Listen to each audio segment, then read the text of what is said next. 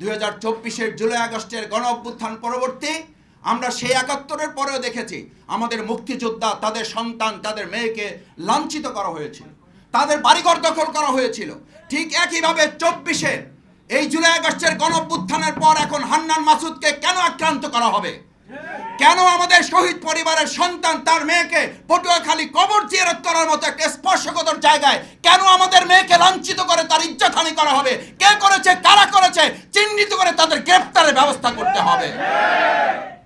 এগুলো 71-এর সেই পরবর্তী চেতনা, দৃষ্টিভঙ্গি, একই পরিকল্পনার একই ছকে যারা হাঁটছেন, মানুষ এখন কথা বলতে শুরু করেছে যেই লাউ সেই কদু।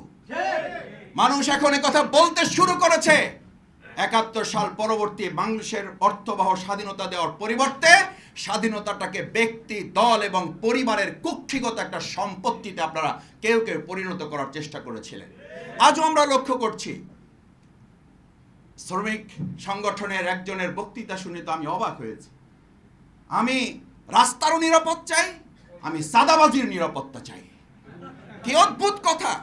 আমি জানি না সেই দল তাকে বহিষ্কার করা কেন। সেই দল তো বহিষ্কার করার কথা না, সেই দল তো ওই লোককে প্রশাসনের হাতে তুলে দিয়ে তাকে গ্রেপ্তার এবং আইনের আওতায় নিয়ে আসার উদ্যোগ তাদের গ্রহণ করার কথা ছিল। আমরা তো এই কথাও শুনতে পাই 71 পরবর্তী ওই দলটি তা করেছিল, এটাই তো করেছিল যে আমাদের বিরুদ্ধে দেশ আমাদের, এটা আমরা স্বাধীন করেছি, আমরা যা বলবো তাই হবে। বিগত 15 বছর আমরা তাই শুনেছি। 2024 পরবর্তী আমরা একই কথা শুনতে পাচ্ছি, আমার নেতাদেরকে গ্রেপ্তার করা হলে আমার অনুমতি ছাড়া থানা ঘেরাও করা হবে। আমার অনুমতি ছাড়া আমার নেতাকে গ্রেপ্তার করা হলে থানা ঘেরাও যদি হয়, তাহলে সেই দেশে সেই রাজনৈতিক কালচারে একটা অংশগ্রহণমূলক সুষ্ঠু অবাধ নির্বাচন আপনি কি করে আশা করেন?